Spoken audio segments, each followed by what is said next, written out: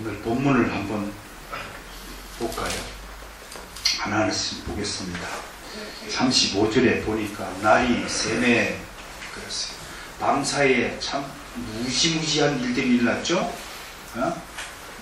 사도 바울과 실라가 단지 유대인이라는 이름 때문에 재판 과정도 절차도 정죄함도 없이 무조건 매를 맞고 사형수들이 갇히는 감방에 갇혔어요.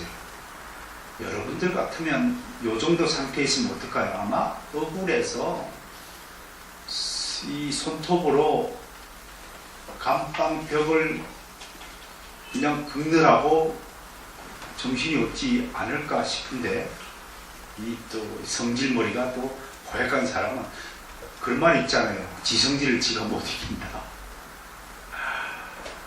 끝없는 그리스도인은 지성질 죽이시기 바랍니다.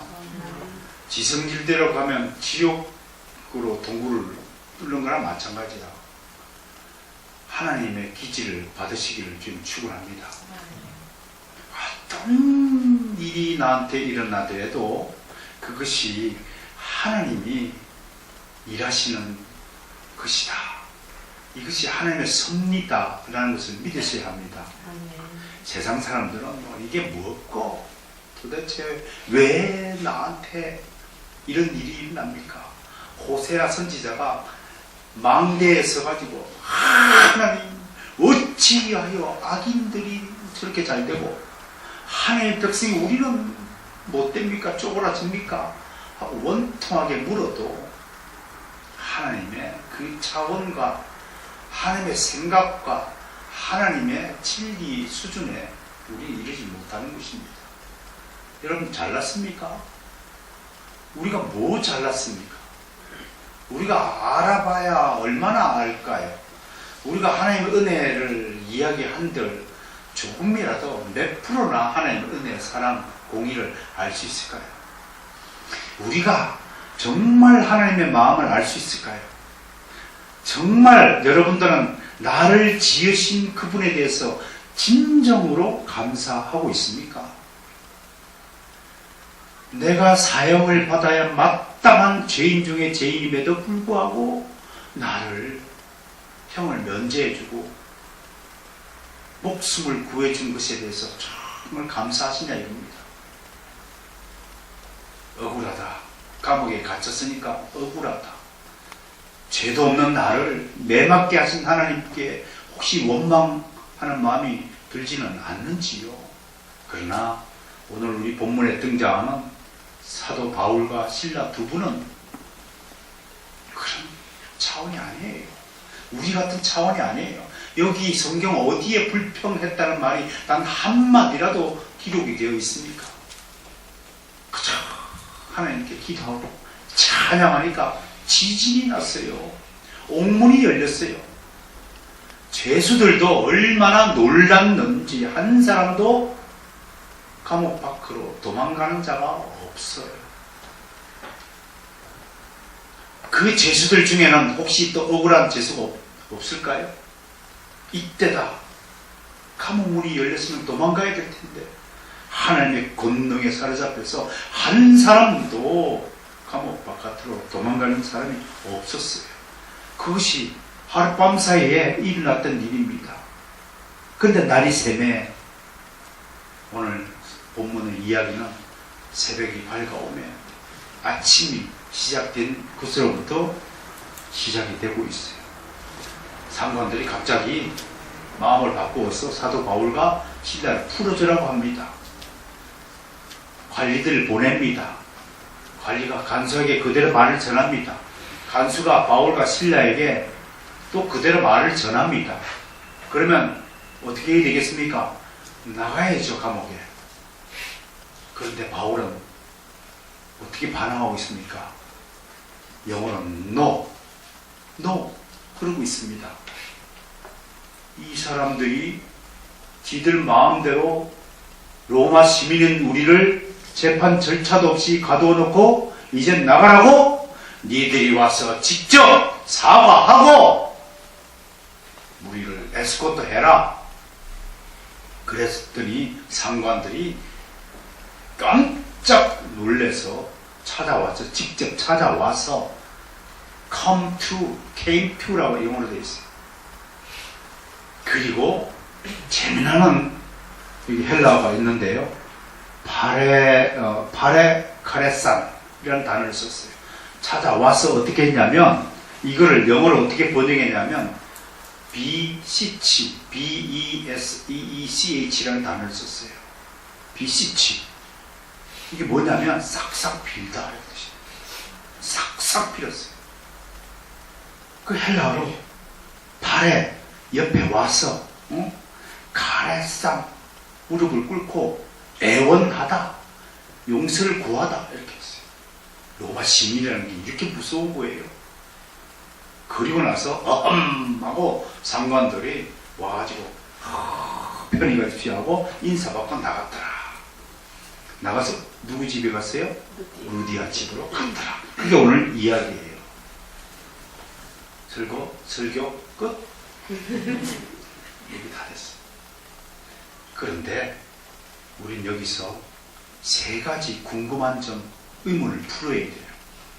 세 가지 의문이 있어요. 첫 번째, 왜 상관들이 갑자기 하룻밤 사이에 마음을 바꾸어서 어제까지만 해도 사형주 취급하던 그들이 하룻밤 사이에 마음을 바꾸어서 바울과 실라를 풀어줬을까?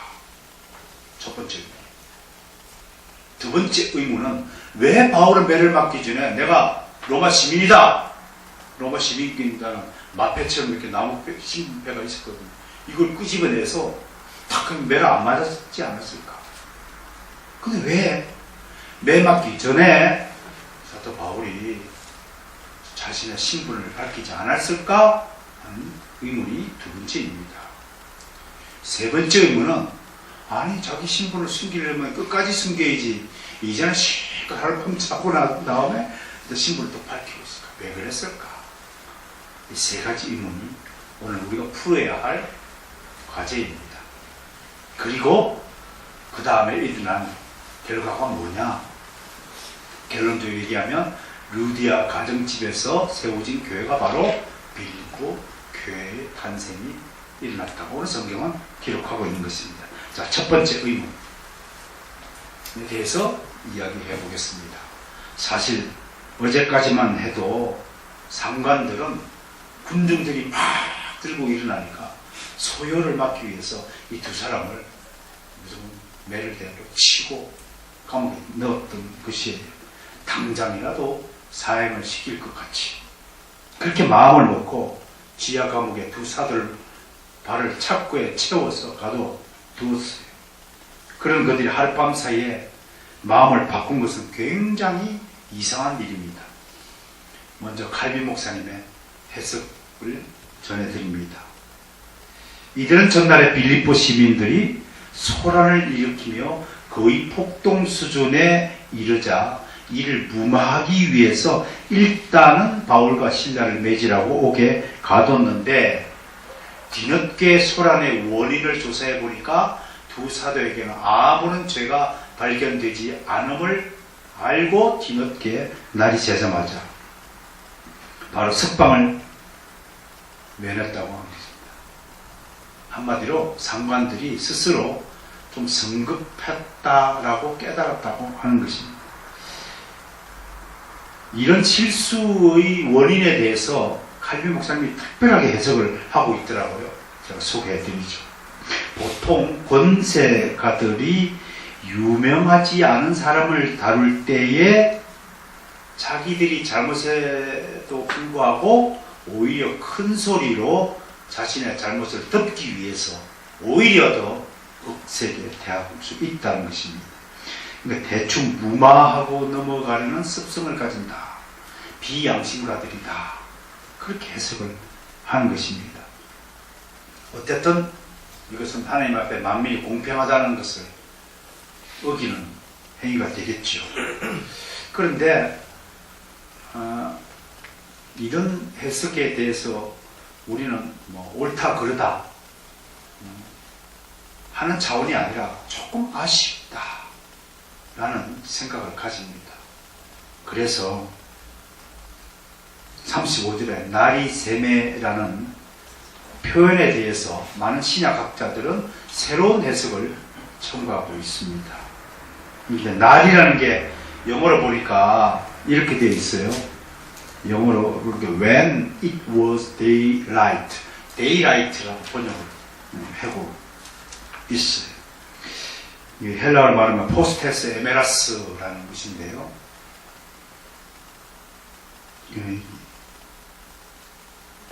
그냥 밤이 지나고 날이 밝았다. 그건 에메라스라는 빛이 일어났다라고 하는 게 맞아요.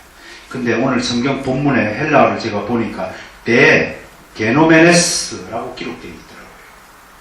그 뭐냐면 그냥 새벽이나 아침이 아니라 특정할 수 없는 어떤 날이라는 거예요. 그러니까 새로운 국면을 맞이했다. 이런 뜻으로 이 게노메네스라는 단어를 썼다는 거예요. 그러니까 어떤 과정을 거쳐서 일정한 결과에 이른 상태, 좀 어렵죠.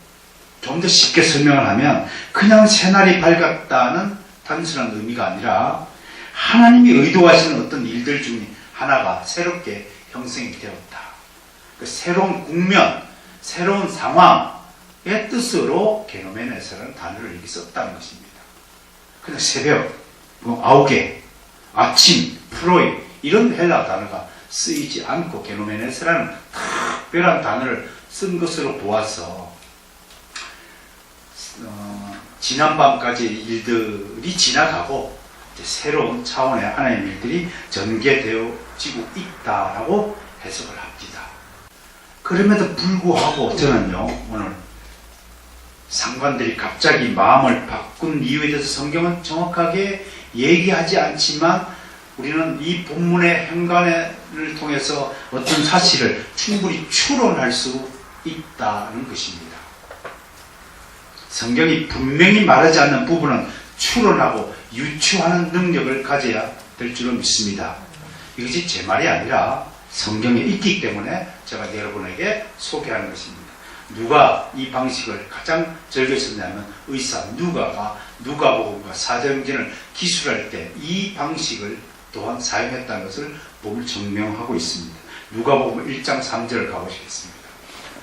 오늘은 성경을 해석할 때 따질 때 네 가지 원칙을 누가가 말씀하고 있다는 것을 1장 3절을 통해서 배워보도록 하겠습니다. 찾으시면 아멘 하시고 함께 읽습니다. 시작. 그 모든 일을 근원부터 자세히 이루어 살펴 있나도 배우별 각하의 차례대로 써보내는 것이 좋은 줄 알아가니. 자, 첫째, 모든 일을 전체적으로 살펴야 합니다. 모든 일을 살폈다고 의사 누가는 말합니다. 부분적인 관점과 전제가 항상 오류를 낳습니다. 나무의 줄기를 바라보지 않고 가지만 바라보면 편견으로 기울어집니다. 다른 말로 이 말을 우리 개혁지 신학자들은 통전적 관점이다. 그렇게 말합니다. 구약을 해석할 때 신약으로 해석하고 신약은 구약으로 해석하고 이 절묘한 조화 속에서 성경 구절 구절을 해석하고 이해해야 할 줄로 믿습니다. 이 성경 구절에만 함몰되어서 그 부분만 가지고 하니까 이단이 되는 것입니다. 두 번째는 근원부터 그랬습니다. 우리가 어떤 일을 조사할 때는 근원부터 따져야 됩니다. 시작을 모르면 방향성과 목표를 분별하지 못합니다. 시작이 곧 근원입니다. 근원을 모르면 허공 중에 떠도는 먼지와 같은 존재가 되고 말 것입니다. 뿌리 없는 나무죠. 기독교는 근원을 이야기하는 종교입니다. 창세기 1장 1절을 함께 봉독해 올릴까요? 하나님께 시작. 태초에 하나님이 천지를 만드셨습니다. 어떤 종교 경전에도 이 이야기는 없습니다. 어떤 종교도 시작을 알리는 언급을 하는 책이 없습니다. 오직 성경만이 우리의 시작을 알리는 것입니다. 기독교는 시작의 종교입니다. 기독교는 근원을 밝히는 종교입니다. 기독교만이 우리의 뿌리를 정확하게 제시하고 있습니다. 우리를 지으신 이가 하나님이신 줄 믿으시기를 주님 추구하는 그분이 근원이십니다. 성경의 족보신학은 바로 이 근원을 말하는 것을 목적으로 하고 있습니다. 성경에 여러분 읽으면 창세기 4장에도 나오고 5장에도 나오고 10장에도 나오고 11장에도 나오고 마태복음도 누가복음도 그렇게 시작하고 역대하에도 족보가 기록되어 있는 것, 그것이 그냥 기록된 것이 아니라 우리의 뿌리가 무엇인지, 우리가 도대체 어디로부터 시작되어 온 존재인가를 밝히는 것입니다. 세 번째는 자세히 살펴야 합니다. 드러난 것은 드러난 대로 자세히 조사해야 됩니다. 있는 것은 있다고 없는 것은 없다 해야 합니다. 아닌 것은 아니라고 하고 긴 것은 긴 것이라고 말해야 됩니다. 대충 하는 것이 항상 문제의 원인이 됩니다. 제가 여러분에게 늘 강조하잖아요. 좀 치열하게 살자.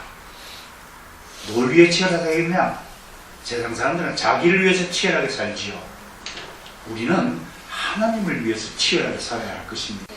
네 번째로 누가복음 1장 3절을 보니까 뭐라고 어떻게 살펴요? 미루어 살핀다.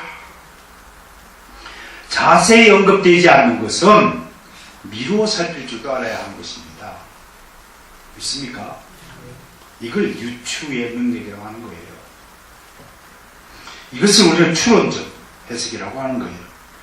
주일날 교회 다니는 거 보면 뭐라고 유추합니까? 아, 예배 드리고 왔구나. 이만큼 추론하는 능력이 좋습니다. 중요합니다. 왜 이 추론의 해석을 여러분에게 소개하냐면 은혜가 되기 때문에 그렇습니다. 보세요. 오늘 본문에서 우리는 상관들이 하루치며 마음 바꿨습니다. 왜 바꿨느냐? 지난밤에 뭐가 일어났어요? 큰 지진이 일어났어요. 지진이 일어났으면 감옥만 흔들렸을까요? 온 빌립보 도시가 다 흔들렸을 거예요. 그 가운데 정말 잠 못 이룬 사람이 누굴까요?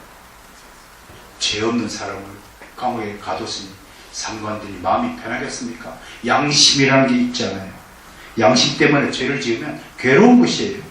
그런데 지진이 나니까 두려움이 생기는 거예요. 이야, 아까 저분들 매 맞는 거 보니까 보통 얘기들이 아닌데 속으로 두려운 겁니다. 상관들이요. 조금 미신적인 사람은 야, 이거 조짐이 안 뒀네, 찝찝하네, 그런 느낌을 가졌다고 추론할 수 있는 것입니다. 그래서 날이 밝자마자 얼른 그렇게 이렇게 설명하자면 이게 본문이 설명이 안 되는 거예요. 불렀어요. 야야, 재수없다, 빨리 부르줘라. 그런데요, 35절에 이 사람들 노라 그렇게 돼 있죠? 성경에 35절에 이 사람들 노라, 이 표현이요 친절하고 정중한 표현이 아닙니다. 원문적으로 매우 경멸적인 요소입니다. 마치 벌레 씹듯이 씹은 얼굴로 벌레 보듯이 그런 표현입니다. 이렇게 치워. 상관들이 이런 족속들입니다. 저것도 죽여도 되지만 불쌍해서 내가 봐준다, 한번 봐주면 빨리 나가, 이런 거예요. 이 표현이요. 감이 잡히죠. 그러나 이들은 바울과 실라를 잘못 판단한 거죠. 자기들이 은혜를 베푸는 척하면 두 사람이 아이고 고맙습니다 하고 나갈 줄 알았던 거죠. 그러나 웬걸요? 바울이 그들의 장난 같은 제안을 정면으로 거절합니다. 더욱이 바울은 자기를 찾아온 부하들에게 다 마패를 꺼내듭니다. I am Roman citizens. 나 로마 시민이야. 이 로마 법에는요, 당시에 무슨 법이 있어요? 포르시어스 법이라는 게 있어요. 이 로마 시민을 보호하는 로마 시민 보호법이에요. 로마 시민은 어디를 가나 재판 없이 죄를 묻지 않아요. 만약에 재판 없이 로마 시민에게 위해를 가했다면 이 사람 죽는 거예요. 큰일 소리하는 거예요. 왜 상관들이 덜덜덜덜 무서워 떨었어요? 로마 시민을. 누구도 로마 시민길 가진 사람이 생사에 관한 권한을 함부로 행사할 수 없습니다. 이에 상관들이 몹시 놀라면서 뛰어왔어요. 달려왔어요. 여기 came to 왔는데 사실은 영어 표현은 run to라고 되어 있습니다. 달려왔다라고 영어 성경이 되어야 된다고 생각을 해요. 제가 사도행전을 다시 영어로 번역하면 그렇게 고쳐 쓰고 싶다, 그런 얘기예요. 달려와서 아까 얘기했죠? 어떻게 한다고요? beseech, ask for, 간구하다, 뭐 부탁하다, 이런 뜻이 아니에요. 완전히 그 상황이 역전됐어요. 무릎을 탁 꿇고 싹싹 빈 거예요. 이제 첫 번째 의문이 풀렸습니까? 왜 상관들이 마음을 바꿔서 빨리 풀게 했느냐? 오늘 여러 가지 해석, 칼빈 목사님의 해석, 또 신약 학자들의 나리세메라는 새로운 국면 형성이 됐다는 거 보는 것, 좀 알레고리한 해석이다. 그럼에도 우리가 추론할 수 있는 것은 큰 지진과 함께 상관들이 나름대로 양심에 찔렸다.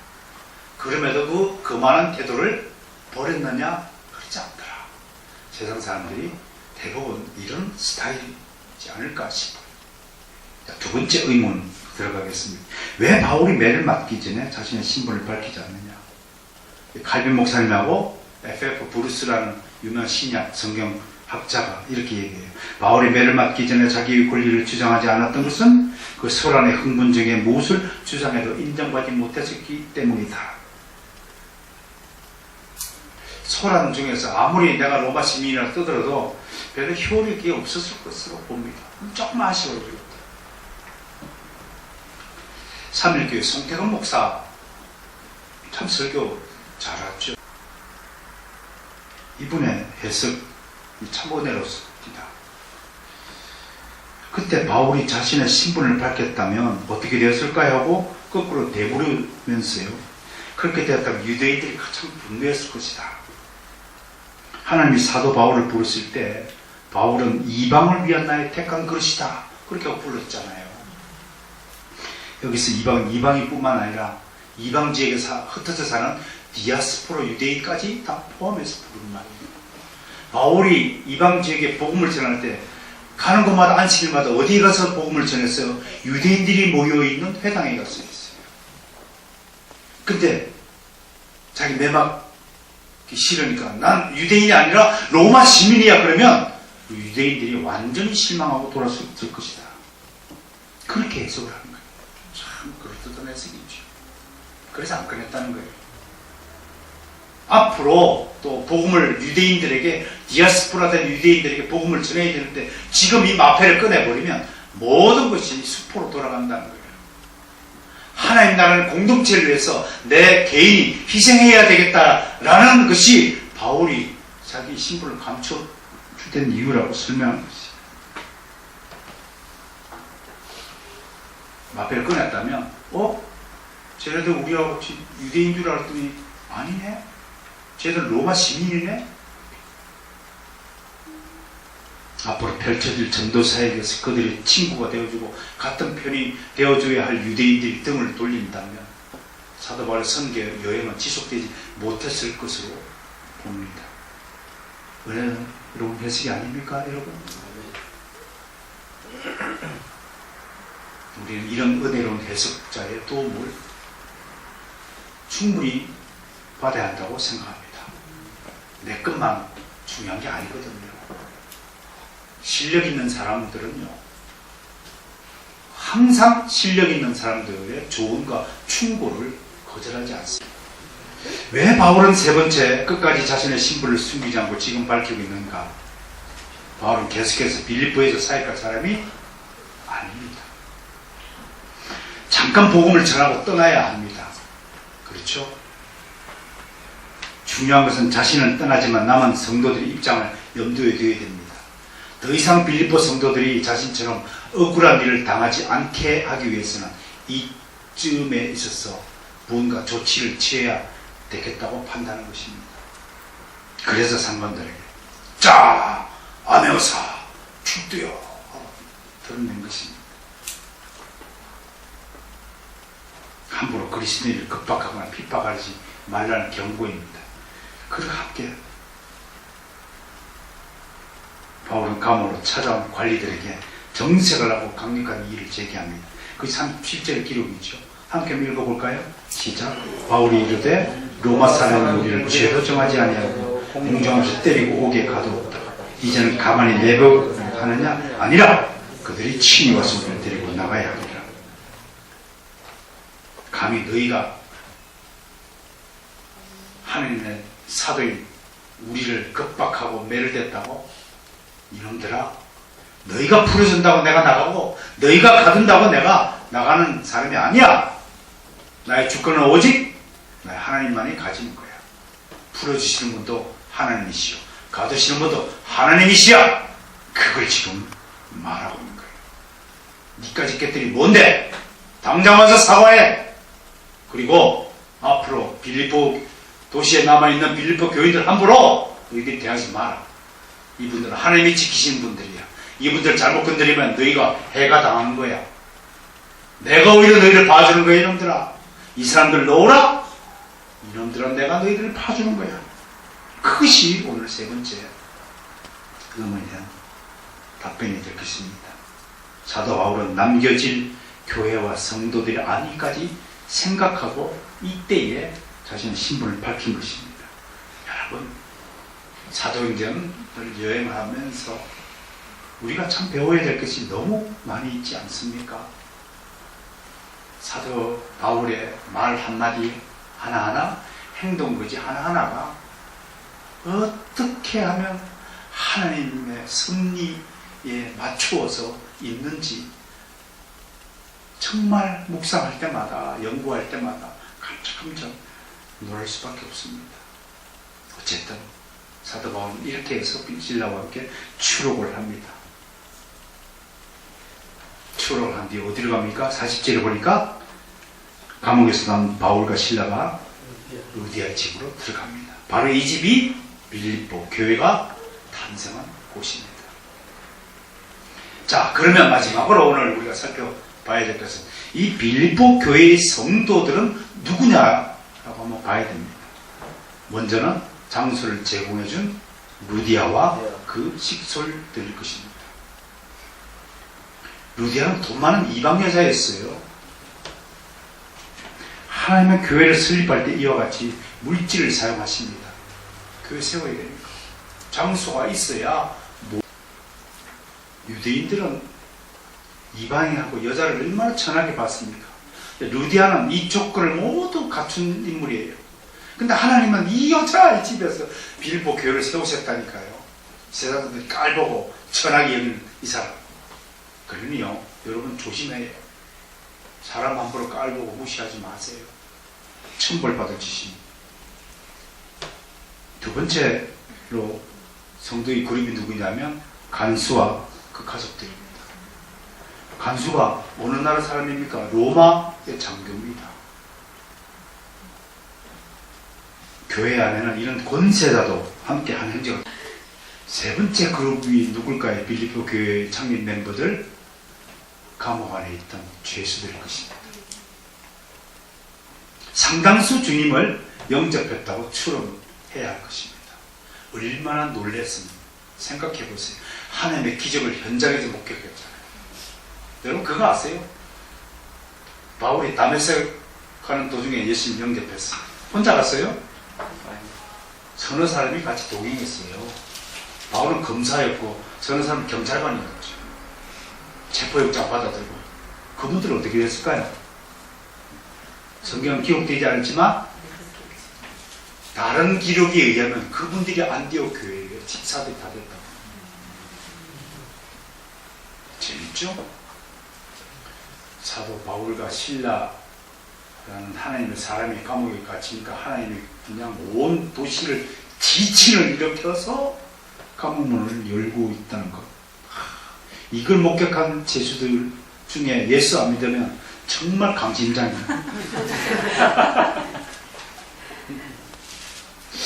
네 번째로 조금 기대해 볼 수 있는 한 사람이 있죠. 사실 구원받았는가 안 받았는가 확신할 수 없다라고 여러분들에게 말했지만, 정치는 귀신 들린 여종 어떻게 됐을까요? 아무튼 우리 좋게 해석합시다. 이 여자도 분명히 빌립보 교인이 되었을 것이다 라고 추론합시다. 이런 것은 아름다운 유추고 추론입니다. 괜히 딴지기지 마세요. 이들이 바로 빌립보 교회의 창립 멤버들입니다. 나는 오늘 주님의 이름을 선포합니다. 지금까지 7년에 지나가면서 이젠 선포합니다. 지금 앉아있는 여러분들 모두가 아렐교회 창립교회 창립 멤버들입니다. 그런데 오늘 마지막으로 은혜를 받아야 할 게 있어요.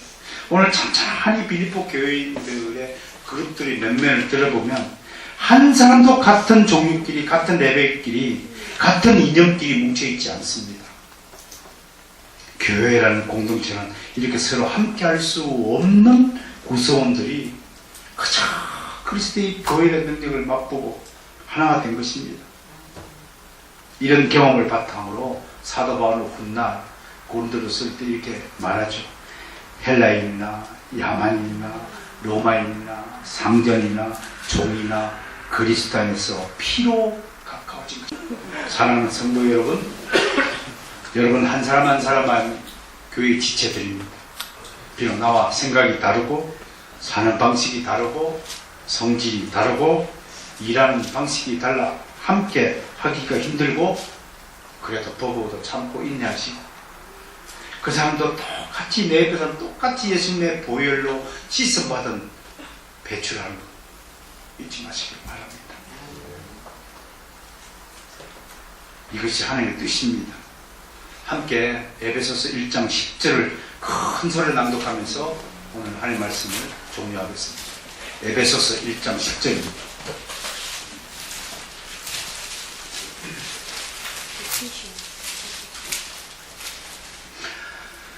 함께 봉독합니다. 시작. 하늘에 있는 것이나 땅에 있는 것이 다 그리스도 안에서 통일되게 하려 하시니라. 아멘. 아멘. 기도.